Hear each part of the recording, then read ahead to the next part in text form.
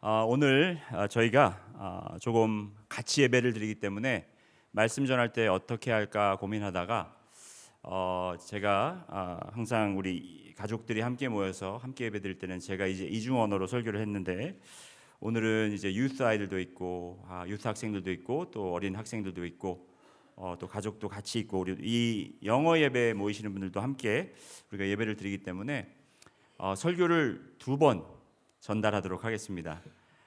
So today we will be delivering two sermons, one by Pastor Chun and one by me.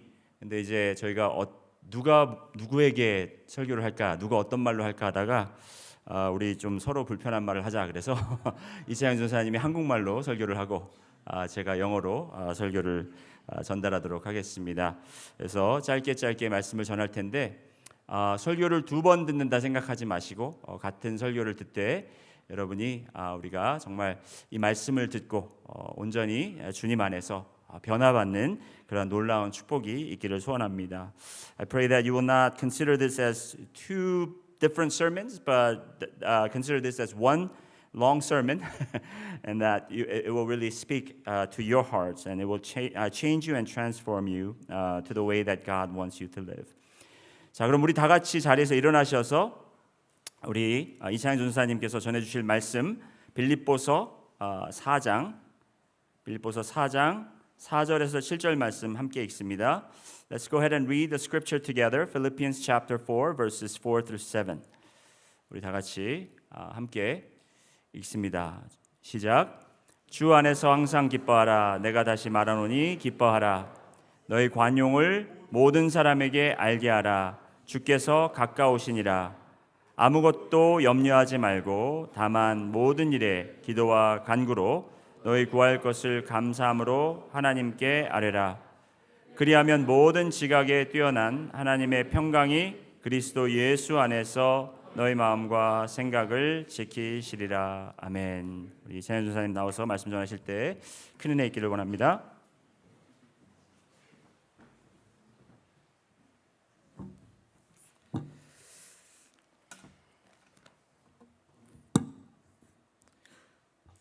어느새 벌써 11월이 되었습니다.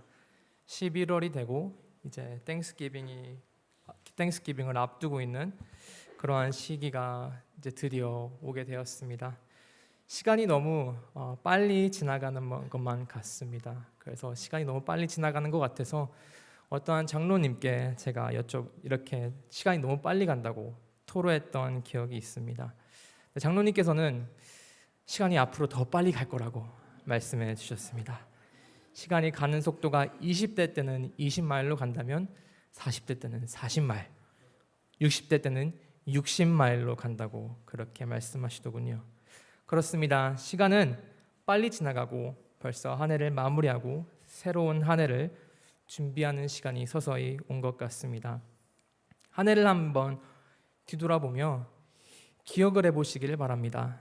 이번 한 해는 감사한 한 해가 되었을 수도 있고 아니면 다시는 생각 안 하고 싶은 그러한 한 해가 될 수도 있을 것입니다. 우리의 인생 가운데 하나님은 광야의 시간도 허락하시고 푸른 초장의 시간 또한 허락을 하십니다. 우리에게 이러한 저러한 상황들을 허락하셔서 우리를 더 정금과 같이 만드시는 분이십니다. 우리를 더 하나님을 알 수 있게, 하나님과 더 친밀해질 수 있게 우리를 이러한 저러한 상황을 우리에게 허락을 하십니다. 하나 분명하고 꼭 기억해야 하는 것은 하나님이 언제나 통치하신다는 것입니다. 하나님은 선하시고 언제나 우리 곁에 계시다는 것입니다. 오늘 말씀을 통해서 한 해를 뒤돌아보고 앞을 내다볼 때 감사하는 마음으로 하나님께 나아갈 수 있는 우리 모두가 되기를 바랍니다.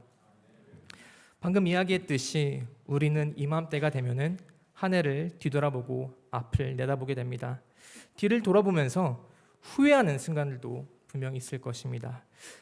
그땐 이랬으면 더 좋았을 텐데, 그때는 이 결정 말고 저 결정을 했어야 하는데 라는 생각 우리 모두 한 번쯤은 해보았을 거라고 생각합니다.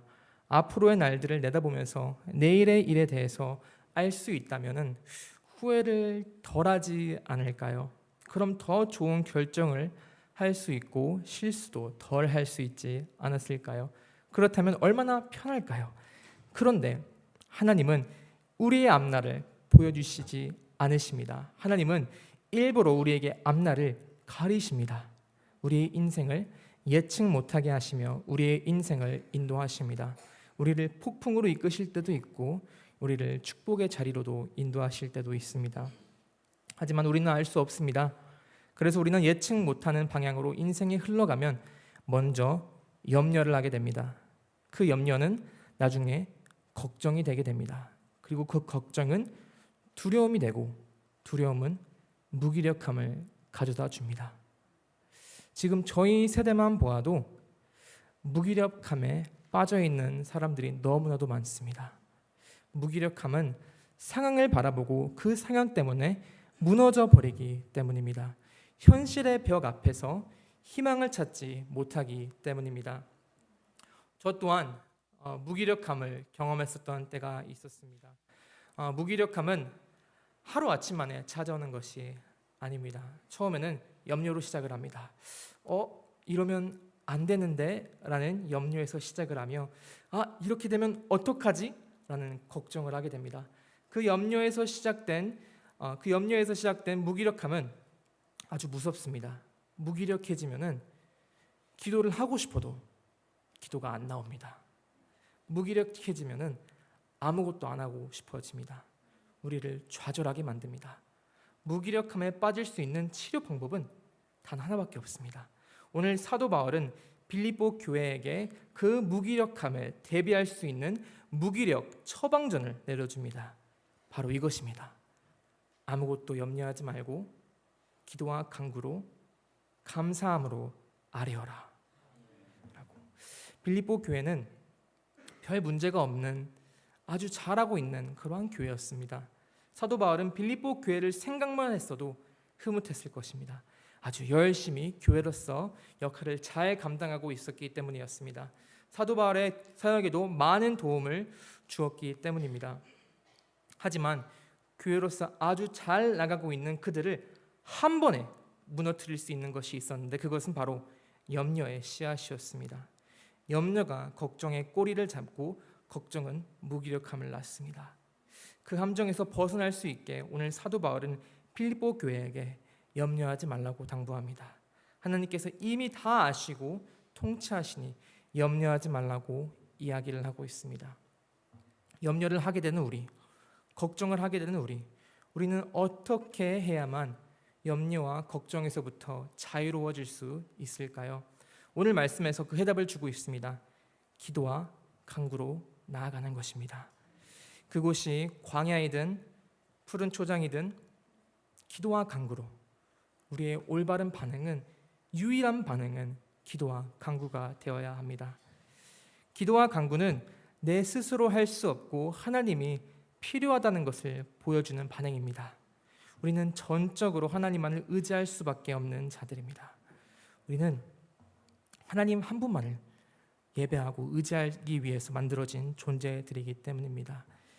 우리가 하나님을 의지할 때 우리는 우리가 만들어진 목적대로 사는 것입니다. 하지만 우리가 살아가는 이 시대는 그 창조 원리에서 많이 벗어나 있습니다. 우리는 스스로 해결하기 원하는 시대에서 살고 있습니다. 우리가 지금 살고 있는 이 시대를 한 단어로 표현하자면 개인주의입니다.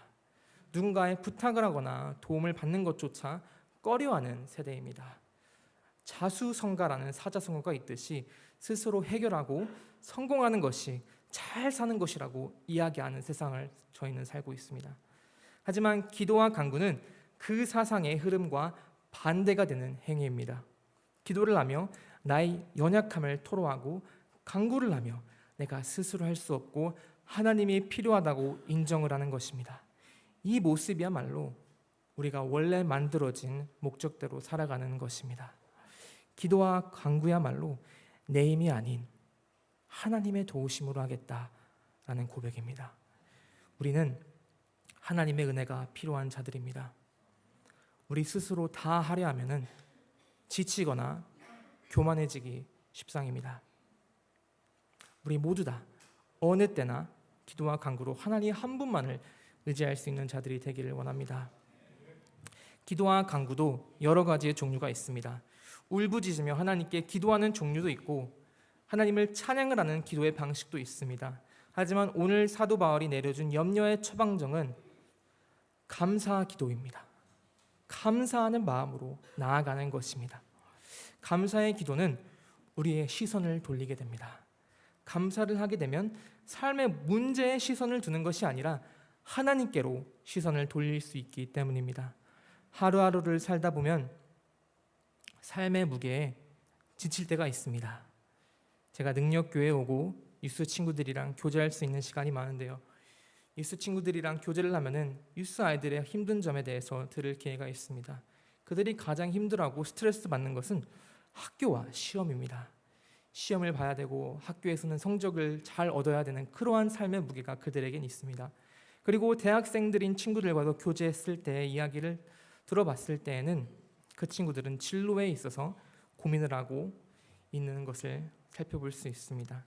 그리고 가족을 두신 분들과 교제를 했을 때 아이들을 어떻게 키워야 할지에 대한 고민들이 있습니다.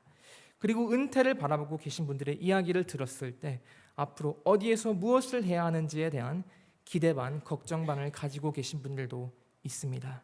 삶의 시기는 각각 다르지만 우리의 시기마다 우리의 마음을 무겁게 하는 것들이 있습니다. 그럴 때일수록 우리는 감사를 해야만 합니다. 감사를 하게 되면 우리의 삶의 문제에서 시선을 돌려 우리의 문제보다 크신 하나님을 바라볼 수 있기 때문입니다. 우리의 상황이 감사할 수 없을 그때에도 우리는 감사의 제목이 있습니다. 감사할 수 있는 이유는 바로 은혜 때문입니다. 우리가 광야에 있으면 그 은혜 때문에 감사하고 푸른 초장에 있으면 그 은혜 때문에 더 감사하게 되는 것, 그것이 바로 은혜의 비법입니다. 과연 은혜는 무엇이길래 우리를 어느 상황 가운데에서나 감사의 제목으로 나오게 할 수 있을까요? 그 은혜는 바로 예수 그리스도이십니다. 우리는 죽고 없어져 버려야 마땅한 운명을 가지고 있는 자들이었습니다. 하지만 예수님은 우리에게 그 운명을 바꿀 수 있는 기회를 주십니다. 우리에게 두 번째 기회를 주신 것이 아니라 또 다른 기회를 허락하시는 분이시기 때문입니다. 하나님은 은혜의 하나님이시며 자비로우신 분이십니다. 우리를 사랑하시는 분이십니다. 우리의 인생, 저주받은 인생이었으나 예수 믿고 축복받은 인생으로 전환시켜 주신 것입니다. 우리가 잘나서 그런 것일까요? 아닙니다.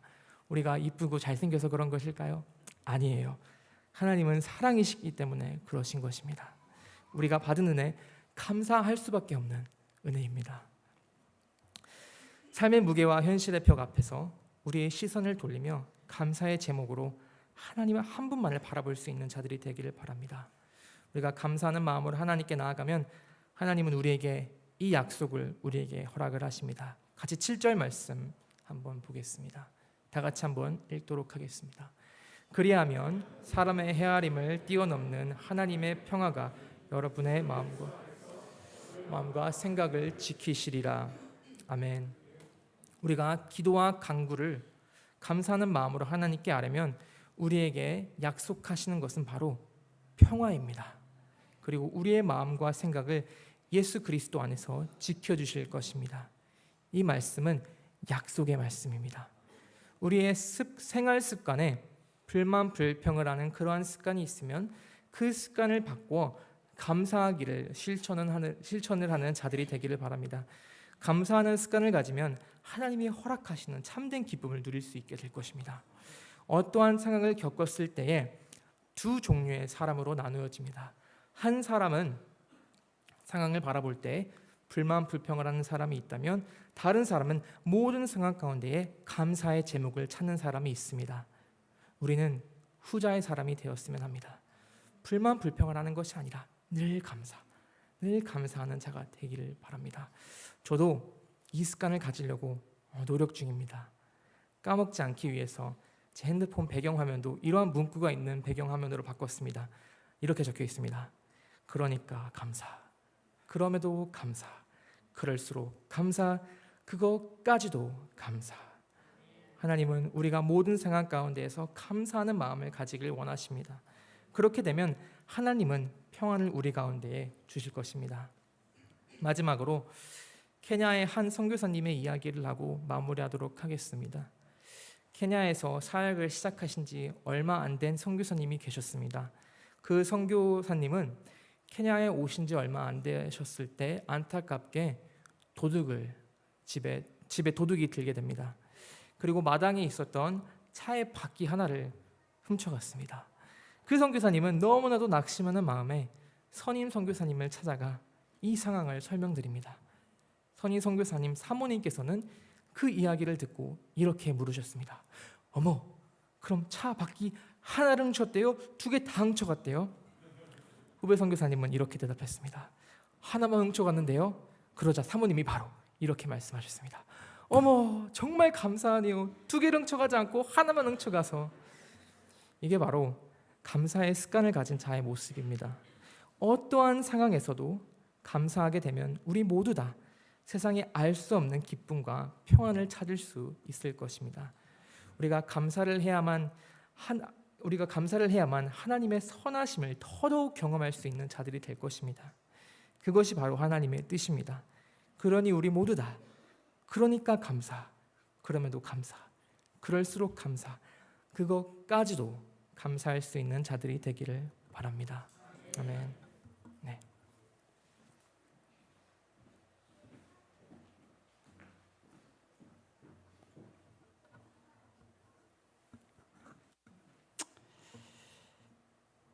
Let's go ahead and open up our Bibles to 1 Thessalonians chapter 5.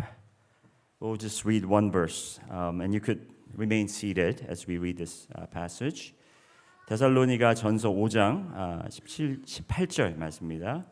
1 Thessalonians chapter 5 verse 18. Give thanks in all circumstances, for this is the will of God in Christ Jesus for you. Amen. I think I could just ditch my sermon and translate Pastor Chan's message because it was so great. But I want to speak on the same topic about giving thanks. It's the most appropriate topic since the Thanksgiving Day is coming soon. In a few days, we'll be celebrating Thanksgiving. Some of you will be going away to celebrate your Thanksgiving with your family and your friends. Some of you actually have come to Cincinnati to celebrate the Thanksgiving with your friends and family. But the topic of Thanksgiving is most important not because it is the seasonal thing to do, but the topic of Thanksgiving is important because it's the will of God. The verse 18 we read earlier is a part of a longer passage that includes verses 16 and 17. This command talks about 3 things that we must do.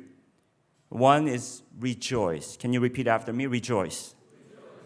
And second is to pray. Say pray. And the third is give thanks. Say give thanks. Paul commands the people in the Thessalonica church to do these 3 things not once a year, not once a month, not once a week, not once a day, but always, all the time. Rejoice always. Pray without ceasing. It means pray uninterrupted. Never pause prayer. And it says give thanks in all circumstances. The passage that we read, Pastor Chan preached out of, Philippians chapter 4, verses 4 to 7, Paul made another reference to these 3 things that we must do: rejoicing, praying, and thanksgiving. So I'm going to go back to that passage and read that passage for you again. Philippians 4, verse 4 through 7, it says, rejoice in the Lord always. Again, I will say rejoice. Let your reasonableness be known to everyone. The Lord is at hand. Do not be anxious about anything, but in everything by prayer and supplication, with thanksgiving, let your requests be made known to God. When do you rejoice? When do you pray? When do you give thanks? The answer would be whenever my circumstance calls for it. If there's a reason to celebrate, I will celebrate. If there's a reason to be thankful for, then I'll be giving thanks, right? So let's say if you win a lottery, you'll be glad, wouldn't you? You'll rejoice, wouldn't you? But I think not, because I actually know a person who won a lottery, but he was complaining that he had to pay too much tax. Giving thanks in rightful situation is that's what everyone does. Everyone does that. If there's a time that calls for rejoicing, then if you rejoice, I mean, what's the difference between the worldly people and Christian people like us? If we're only giving thanks because it's Thanksgiving, if we're only giving thanks because our perspectives have changed, then what difference does that make? How can we differentiate ourselves from the people in the world? Giving thanks is an action responding to a grateful act that is done to you. But what Paul is saying, you have to read this very carefully. What Paul is saying is that give thanks in all circumstances. Can you be thankful when someone stole your car? Can you be thankful when you find out that your beloved family member is diagnosed with incurable disease? Can we be thankful in all our circumstances? From time to time, people would come to me seeking a spiritual counsel, since that's my job. I'm a pastor, and that's what I'm supposed to do. And they would come to me and say, "Pastor, I am not doing well spiritually. I'm not doing very well spiritually. I feel really empty and dry inside. I used to just be in the presence of God and enjoying the worship and being I can sense the filling of the Holy Spirit whenever I sit in the worship service, but I don't feel that anymore. It's hard for me to pray. It's hard for me to rejoice. What do I do in this situation?" In the beginning of my pastoral ministry, I used to counsel them, trying to find out where they have gone wrong. What caused them to lose that joy in their lives? What caused them to lose that momentum of prayer? I was trying to help them to get back in the rhythm of praying and rejoicing and giving thanks.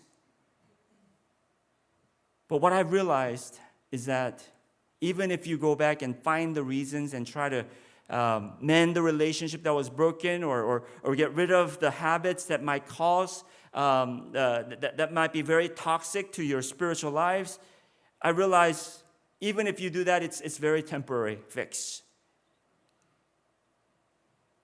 It will happen to everyone. That we will come to a point where praying will be difficult. We'll come to a point where rejoicing will be impossible. It will come to a point where giving thanks is just, it doesn't make sense for us. But what Paul is saying, in all circumstances, give thanks, rejoice, and pray. Paul's command is not to find those reasons and fix them. He's teaching them to keep rejoicing, keep praying, keep giving thanks no matter how difficult life gets. This is our spiritual discipline. Spiritual discipline in learning the will of God. I want to look at verse 18, especially I want you to pay attention to the latter part of this verse. It says, "Give thanks in all circumstances, for this is the will of God in Christ Jesus for you." I remember someone said this, "If you do not do the will of God in our lives, we will not know the will of God for our lives." If we don't do the will in our lives, then we would not know the will for our lives. We want God to teach us. God, what do I need to do? God, do I need to move and transfer my job? Or do I need to move somewhere else? Do I need to divorce? Do I need to get married to this person? What do I need to do? When we're seeking God's direction, are you following the will of God? To rejoice, to give thanks, and to pray. What God wants is not a circumstantial prayer. What God wants is not occasional rejoicing. What God wants is not seasonal prayer. He wants us to do this all the time, especially when things get harder to do them. Giving thanks isn't about finding reasons, but about finding relationship with God. Giving thanks isn't about finding reasons. 여러분, 감사하는 것은 우리가 이유를 찾는 게 아니에요. 감사하는 것은 하나님과의 관계를 다시 회복하는 겁니다. 하나님의 뜻이라고 그랬잖아요. 그렇죠? This is the will of God. We give thanks because that's what God wants. How can I give thanks in this situation? Look at me. Look at my situation. It's impossible to give thanks. Well, I know your situation sucks. But because it is God's will for you to pray, to rejoice, to give thanks, you must do them. It's the will of God. How many of you know the Korean folk story called 청개구리? It's a story about a green tree frog that never did what he was told to do. When his mother told him to jump, he would plant himself firmly into the mud, refusing to budge. When his mother told him to stay still, he would repeatedly jump as high as he could. This behavior continued all throughout the little frog's childhood and onto his adolescent years, frustrating his poor mother, who eventually gave up on trying to tame her troublesome son. Her son's misbehavior worried Mother Frog constantly, for she was well into old age, and he still hadn't cleaned up his act. Even when she was clearly exhausted and upset, her son would go north upon being told to go south, and sleep upon being told to stay awake. For just once, I wish he'd listened to me, she would cry when alone. Such mischief particularly saddened her as she neared her final days, for you would think a son would, at the very last, listen to his mother during her last years of life. Surely enough, however, her son's playful defiance persisted until her dying moments. It wasn't that he was a bad frog. He simply liked mischief and found pleasure in doing the exact opposite of what he was supposed to do.